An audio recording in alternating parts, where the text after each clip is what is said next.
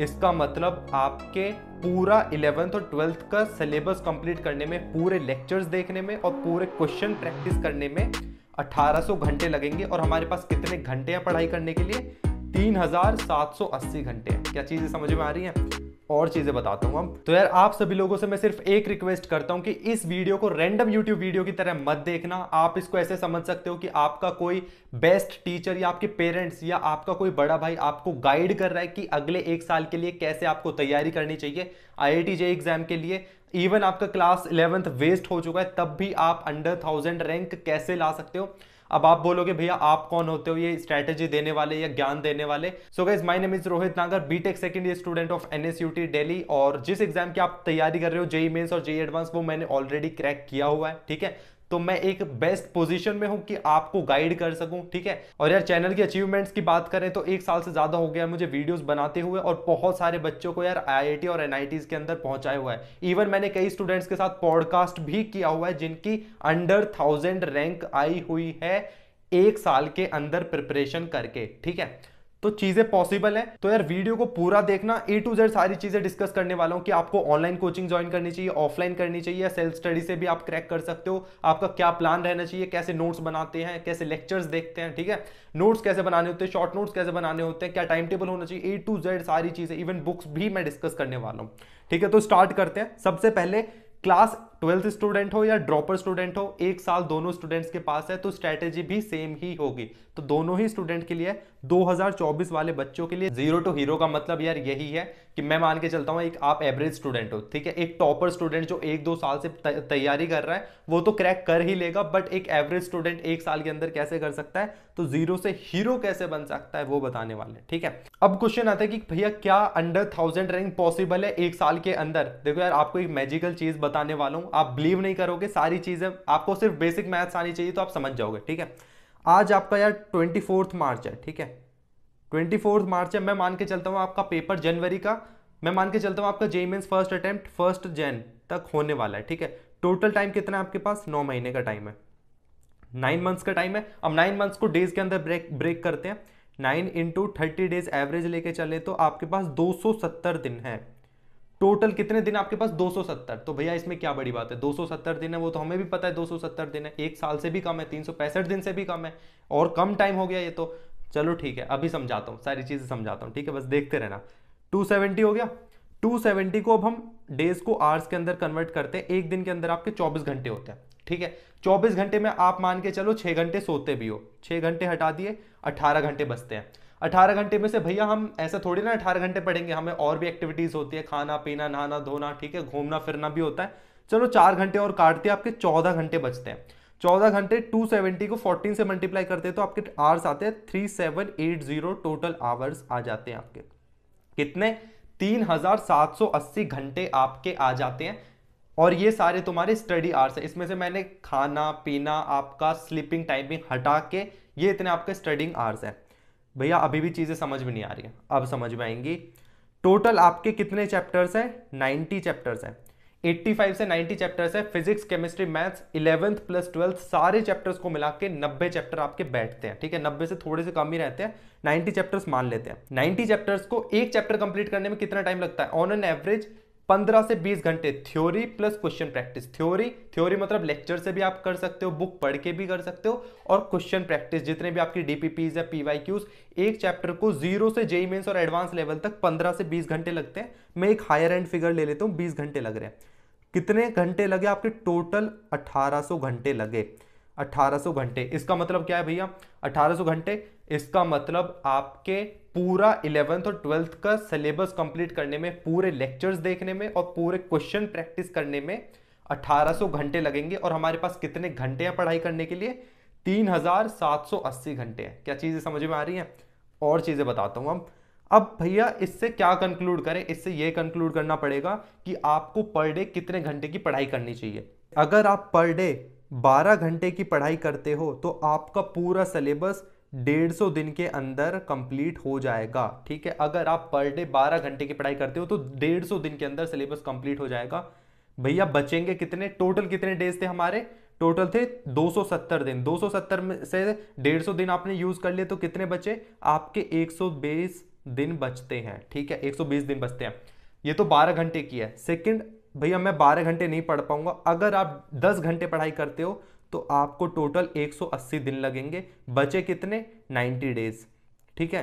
भैया मैं तो 10 घंटे भी नहीं पढ़ सकता, तो यार अगर आप हर दिन 8 घंटे पढ़ते हो तो आपका पूरा सिलेबस कंप्लीट होने में अराउंड 225 दिन लग जाएंगे। 225 दिन, रिमेनिंग कितने, 45 डेज। इन तीनों चीजों से क्या समझ में आती है, 270 में से अगर हर दिन 12 घंटे पढ़ाई करते हो तो 150 दिन के अंदर सिलेबस कंप्लीट हो सकता है। इससे एक चीज क्लियर होती है, आपके पास मोर देन सफिशिएंट टाइम है अगर आप हर दिन को अच्छे से यूटिलाइज करो। मेरी तरफ से रिकमेंडेड रहेगा कि एटलीस्ट 10 घंटे तो पढ़ रहे हैं, और ये 10 घंटे ऐसे नहीं है सिर्फ सेल्फ स्टडी, इसके अंदर लेक्चर्स भी इंक्लूडेड है। अब इस चीज से कंक्लूड क्या होता है, दो चीजें आपको जेईई एग्जाम क्लियर करने के लिए चाहिए होती है। फर्स्ट इज आपको कम से कम 10 से 12 घंटे पढ़ना पड़ेगा और इसके अंदर लेक्चर्स इंक्लूडेड है। Second thing is consistency.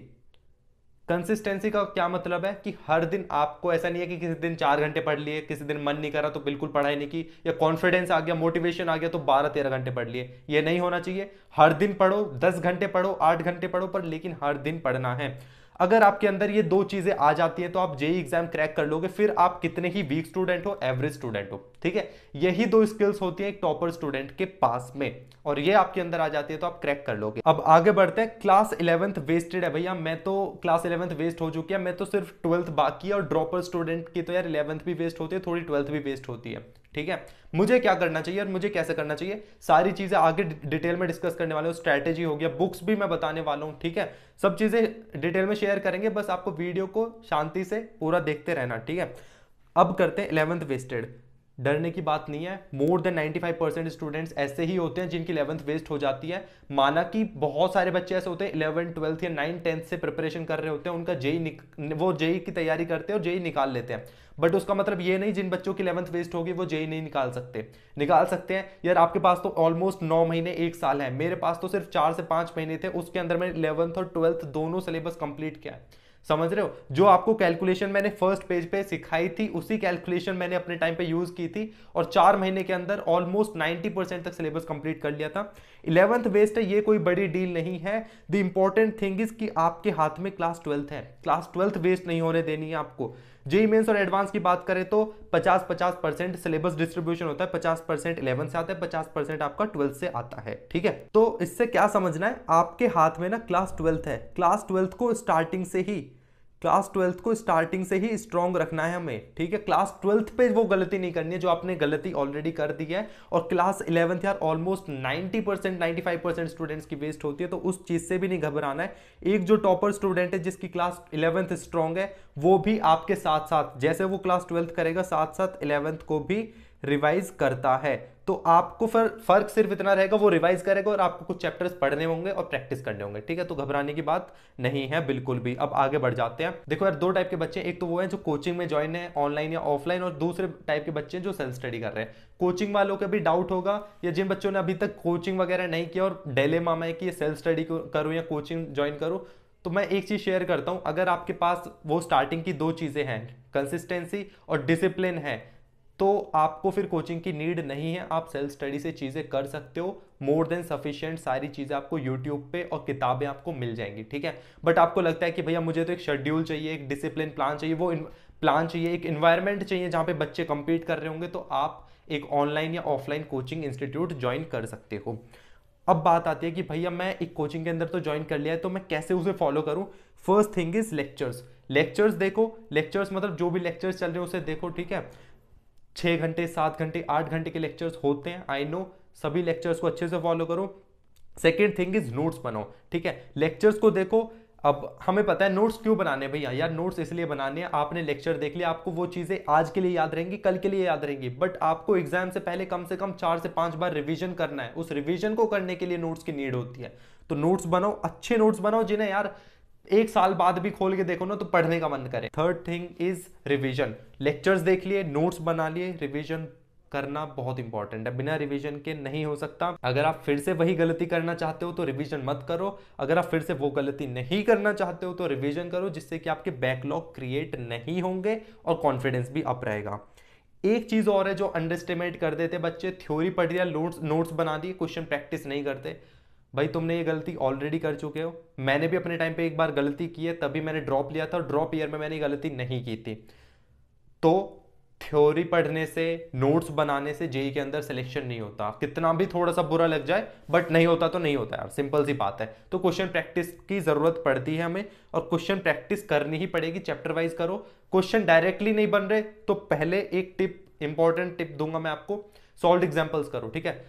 Notes देखे, नोट्स को रिवाइज करो, फिर क्वेश्चन प्रैक्टिस पे जाओ। क्वेश्चन प्रैक्टिस से भी पहले, एक्सरसाइज से पहले आपको सॉल्व एग्जांपल्स करने हैं, देन आप बैक एक्सरसाइज पे जाओ, ठीक है। उससे भी एक और एक्स्ट्रा इंपॉर्टेंट थिंग आती है शॉर्ट नोट्स, जो आपको बनाने ही चाहिए। शॉर्ट नोट्स आपको लॉन्ग टर्म में हेल्प करेंगे चीज़ों को, क्योंकि जब हम लेक्चर्स देखते हैं, नोट्स बनाते हैं ना, तो आपकी 10-10, 8-8 नोटबुक भर जाती हैं, फिर मन नहीं करता उन्हें खोल के देखने का, तो इसलिए शॉर्ट नोट्स बनाते रहना। तो अब हम बात करते हैं सेल्फ स्टडी वाले स्टूडेंट्स। भाई आज के टाइम पे बिल्कुल भी मेरे अकॉर्डिंग, अगर आपके अंदर डिसिप्लिन है, आप दिन के 10 घंटे 8 घंटे पढ़ सकते हो। मेरे अकॉर्डिंग आज के टाइम पे आप खुद से सेल्फ स्टडी से सिलेक्शन ले सकते हो। मैं भी यार अपने आप को सेल्फ स्टडी वाले स्टूडेंट ही कहूंगा। मैंने ऑलरेडी वैसे एक कोचिंग के अंदर ज्वाइन किया हुआ था, बट मैं फिर भी आपको अपने आप को सेल्फ स्टडी वाले स्टूडेंट क्यों कहूंगा, क्योंकि मैंने बहुत ही कम लेक्चर्स देखे थे, मैक्सिमम चीजें मैंने खुद से की थी, यूट्यूब की हेल्प ली थी, ठीक है। पीवाईक्यूज वगैरह बहुत ज्यादा सॉल्व किए थे।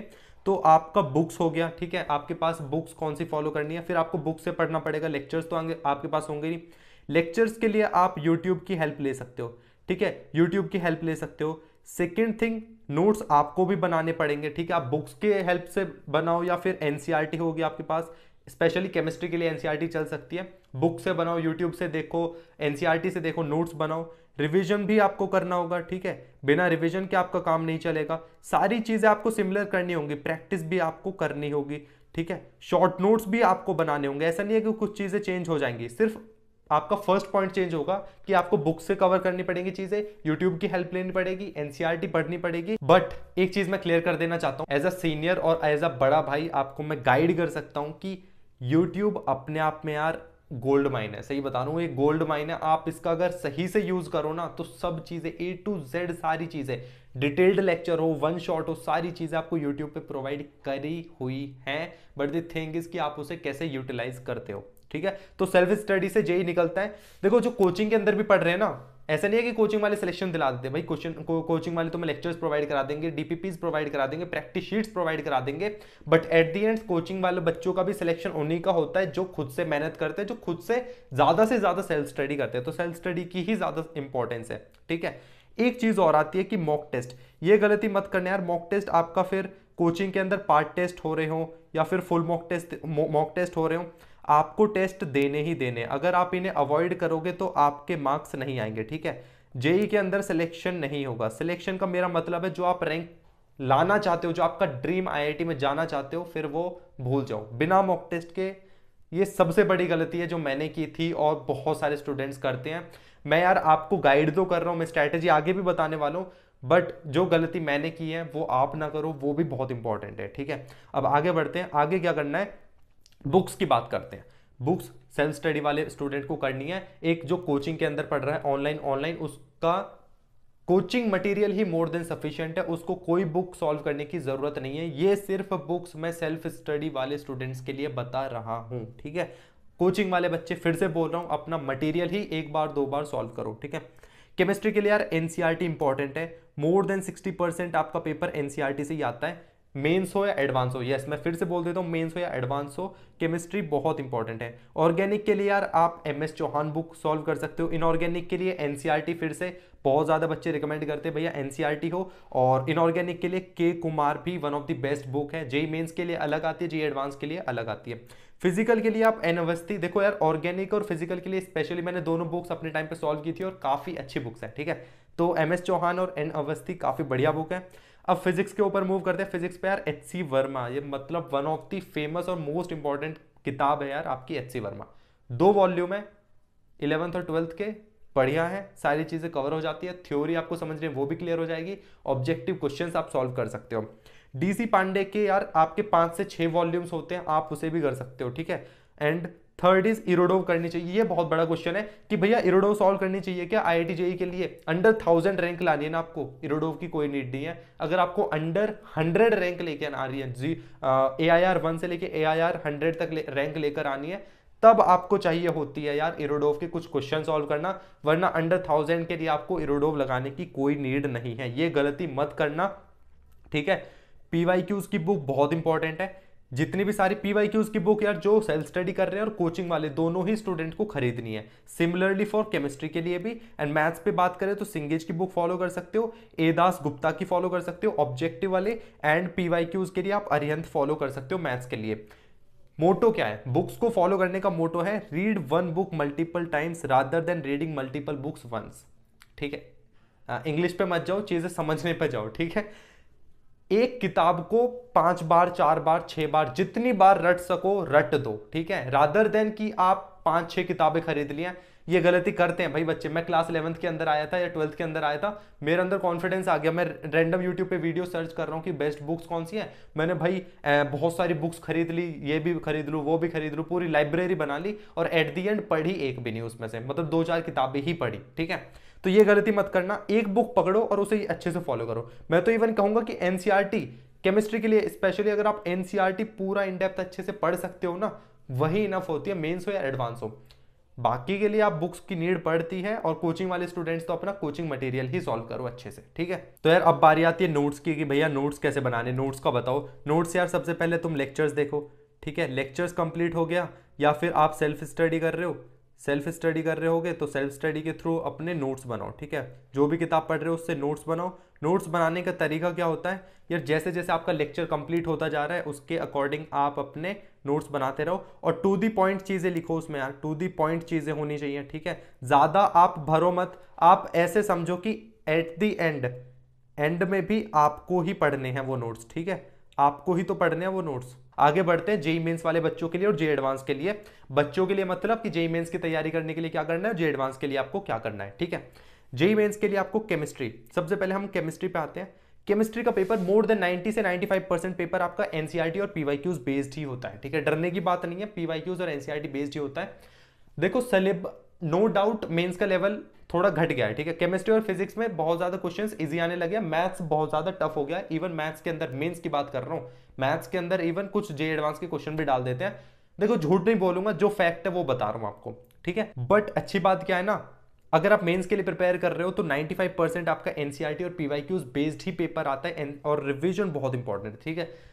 केमिस्ट्री यार ऐसा सब्जेक्ट है जिसे आप घर पे जितने ज्यादा मेहनत कर लोगे, जितने ज्यादा घंटे केमिस्ट्री के अंदर डाल दोगे ना, उतना ही आपको एट द एंड हेल्प करता है पेपर के अंदर। पेपर अगर आपको आता होगा केमिस्ट्री का पेपर, अगर आपने मैक्सिमम अच्छे से तैयारी कर रखी है तो आप मैक्सिमम क्वेश्चन 30 से 40 मिनट के अंदर केमिस्ट्री के अटेम्प्ट कर ले जाओगे। फिजिक्स की बात करें 2020 से या 2019 से पहले पेपर थोड़ा टफ आता था, बट अब फिजिक्स का भी लेवल थोड़ा सा डाउन कर दिया है। 50% पेपर आपका formula based and PYQs based ही आता है। कॉन्सेप्ट की बात करें, यस कॉन्सेप्ट्स की बात करें तो कॉन्सेप्ट स्ट्रॉन्ग करो, स्टार्टिंग से ही कॉन्सेप्ट स्ट्रॉन्ग करो, क्योंकि आपको वो जे एडवांस के लिए भी हेल्प करेंगे। कॉन्सेप्ट सेम ही होते हैं, मेंस हो या एडवांस हो, तो कॉन्सेप्ट को स्ट्रॉन्ग करके चलना है। कई बच्चे क्या करते हैं, फॉर्मूला रट लेते हैं, उनका फॉर्मूला का मतलब नहीं पता, ड्राइव कैसे हुआ वो कुछ पता नहीं है, और फिर बोलते हैं भैया क्वेश्चन नहीं बनते। तो वो स्टार्टिंग से गलती मत करना, कॉन्सेप्ट स्ट्रॉन्ग रखो स्टार्टिंग से, और क्वेश्चन प्रैक्टिस भी इंपॉर्टेंट होती है। मैथ्स की बात करें 60% पेपर इजी होता है नो डाउट, बट 40% पेपर आपका टफ भी होता है, ठीक है, जो चीजें हैं फैक्ट है। और थ्योरी यार आपकी 30% टाइम लेती है, थ्योरी मैथ्स के अंदर ज्यादा थ्योरी नहीं है, बट इंपॉर्टेंट होती है थ्योरी पढ़नी भी, और फिर प्रैक्टिस आपका 70% है। तो टोटल टाइम आपका, मैक्सिमम टाइम आपका मैथ्स में प्रैक्टिस पे जाना चाहिए, ठीक है। जे एडवांस की बात करें तो यार देखो, जे एडवांस मुझे ऐसा लगता है कि मेन से इजी होता है कि जे एडवांस को क्रैक करना। बच्चे क्या करते हैं ना, मैंने ऐसे बच्चे देखे हैं जिनकी 90%, 92%, 95%, या 90% से भी कम किसी कोटा की वजह से सिलेक्शन हो गया, वो बच्चे जे एडवांस के अंदर रैंक ले आते हैं और आईआईटी बीएचयू हो गया या टॉप 5 आईआईटीज के अंदर एडमिशन हो जाता है भाई। तो मुझे तो यार जे एडवांस के अंदर कम कंपटीशन लगता है। मैं बताता हूँ कंपटीशन कैसे कम है। टोटल आपके 10 से 12 लाख बच्चे जेई मेंस के अंदर बैठते हैं, ठीक है, उसमें से जे एडवांस क्वालिफाई कितने कर पाते हैं, मतलब 90% कितने ला पाते हैं मेंस के अंदर, 2.5 लाख बच्चे। 2.5 लाख में से आधे बच्चे तो यूं ही हार मान लेते हैं यार। मैंने देखा है 95-97% वाले बच्चे हार मान लेते हैं कि मैं जे एडवांस होगा नहीं। यही सबसे बड़ी गलती होती है। जो बच्चे मेंस को देख के एडवांस में हार नहीं मानते और मोटिवेशन अपना बूस्ट रखते हैं, वो अटेम्प्ट करते हैं। इस साल की बात करूं 1,12,000 1,20,000 के आसपास बच्चों ने पेपर दिया था जे एडवांस का। तो देखो कंपटीशन अपने आप ही कम हो गया। और अच्छी बात और क्या होती है, मेंस की तरह इसमें मैक्सिमम चैप्टर कवर नहीं करने होते, मैक्सिमम सिलेबस नहीं करना होता, क्वेश्चंस को जल्दी जल्दी सॉल्व नहीं करना होता है ना। वो रेस नहीं है मेंस की तरह, इसमें क्वालिटी चेक की जाती है, आपका पेशेंस लेवल चेक किया जाता है, आपका माइंडसेट चेक किया जाता है कि आपका माइंडसेट कैसा है, आपकी प्रॉब्लम सॉल्विंग स्किल्स कैसी है। तो 50% स्कोर पे भी अंडर 3000 रैंक आ जाती है। और 2022 और 21 की बात करूं तो 50% स्कोर पे आपका 1200 से लेके 1500 तक रैंक आ गई थी, ठीक है। तो मैं अंडर 3000 एक सेफ जोन के लिए रख रहा हूं, लेकिन 2000-2500 तक भी आप एक्सपेक्ट कर सकते हो अगर आप 50% नंबर ले आते हो, ठीक है। तो हमें टारगेट क्या करना, मेंस एडवांस के अंदर कम सिलेबस करना है बट अच्छे से करना है। भैया मैं मेंस और एडवांस की अलग अलग तैयारी करूंगा, बिल्कुल नहीं। जो आप मेंस की तैयारी कर रहे हो वही आप एडवांस के लिए करते रहो, ठीक है। सेम कॉन्सेप्ट होते हैं जेई मेंस और जेई एडवांस के लिए, सेम कॉन्सेप्ट होंगे। सिलेबस थोड़ा इवन जेई एडवांस में कम हो जाता है, कुछ 1-2 चैप्टर थोड़े एड ऑन हो जाते हैं।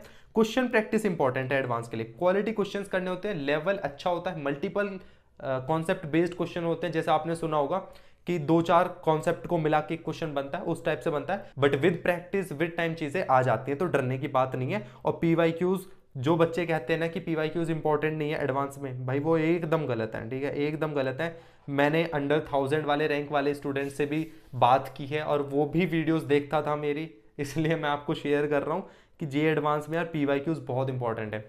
लास्ट 10 ईयर्स के पीवाईक्यूज अच्छे से कर लेना। मेंस और एडवांस के अंदर क्वेश्चन रिपीट नहीं होते बट कॉन्सेप्ट रिपीट होते हैं, ठीक है।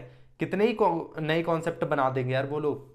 अब देखो यार, अगर आप इस वीडियो के एंड तक आ चुके हो तो आपके लिए कुछ अल्टीमेट टिप्स हैं, ठीक है। और मैं मान के चलता हूं कि आप एक सिंसियर स्टूडेंट हो, जो अभी तक ये वीडियो देख रहे हो, इसका मतलब आप सच में सिंसियर हो and you can still do it, ठीक है। 1 साल का टाइम काफी होता है, मैंने आपको स्टार्टिंग में बता दिया।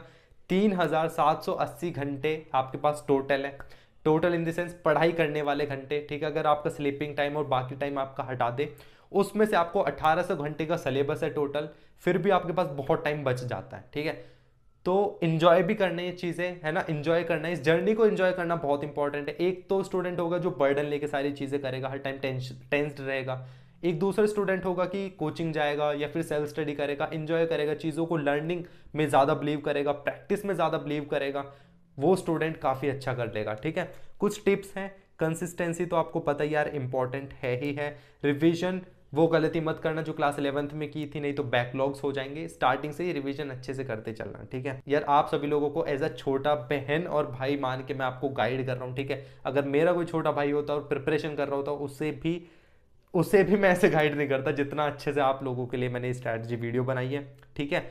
और यूज वन शॉट, एक अच्छी टिप मैं देना चाहूंगा कि लेक्चर्स देखो, बट जो चैप्टर, ऐसा थोड़ी ना कि आपको कुछ नहीं आते 11th का, कुछ तो आता होगा। जो चैप्टर्स आपको ऑलरेडी आते हैं उनके लिए वन शॉट देखो, फटाफट रिवाइज करो और क्वेश्चन प्रैक्टिस करो, तो उनके लिए और कम टाइम लगेगा, ठीक है। और 5th पॉइंट इज डीपीपी और पीवाईक्यूज। डीपीपीज वगैरह आप करो, कोई प्रॉब्लम नहीं है, बट पीवाईक्यूज भी इंपॉर्टेंट है चैप्टर वाइज, ये चीज स्किप मत करना। और एट द एंड चिल करो, स्टडी करते रहो, एंजॉय जरूर करना है ना, एंजॉय करना है। हर दिन 8 घंटे पढ़ रहे हो तो 1 घंटा अपना वॉक के लिए, मॉर्निंग वॉक हो गया, इवनिंग वॉक हो गया, पेरेंट्स के साथ बात हो गया। और स्टार्टिंग से ही ऑनेस्ट रहना अपने पेरेंट्स के साथ, नहीं तो बाद में चीजें ना ऐसे हो जाती है कि जो 2023 वाले बच्चे हैं ना, बहुत सारे बच्चे ऐसे हैं कि भैया मार्क्स नहीं आ रहे, पेरेंट्स बोलते हैं, डांटते हैं, तो वो एकदम मिसमैच नहीं होना चाहिए। स्टार्टिंग से पेरेंट्स के साथ सारी चीज़ें शेयर करो। और यार मेरी जर्नी में तो मेरे पेरेंट्स ने काफ़ी ज़्यादा इंपॉर्टेंट रोल प्ले किया था मुझे गाइड करने में, मुझे मोटिवेट करने में। जब भी मैं लो फील करता हूँ मुझे और मोटिवेट करते थे, ठीक है, स्पेशली मेरे मम्मी और पापा, ठीक है। और तो आप लोग चीज़ें शेयर करोगे तो आप लोगों को भी गाइड करेंगे, ठीक है। और यार यही सारी चीज़ें थी, बहुत सारी चीज़ें आपके साथ शेयर कर लिया मैंने, ठीक है। और कुछ चीजें ना समझ में आई हो तो वीडियो को रिवाइंड करके देख लेना। और यार एक चीज जरूर करना, इस चैनल को सब्सक्राइब जरूर कर लेना, क्योंकि आगे और भी वीडियोस आने वाली है आपके साथ। मेहनत मैं भी करूंगा, आप भी करेंगे, और मिलकर फोड़ने वाले हैं चीजों को, ठीक है। तो चैनल सब्सक्राइब कर देना, वीडियो को लाइक कर देना और अपने फ्रेंड्स के साथ शेयर कर दो, है ना, इतना कर देना बस। और thank you so much for watching this video. मिलते हैं अगली वीडियो में, बाय एवरीवन।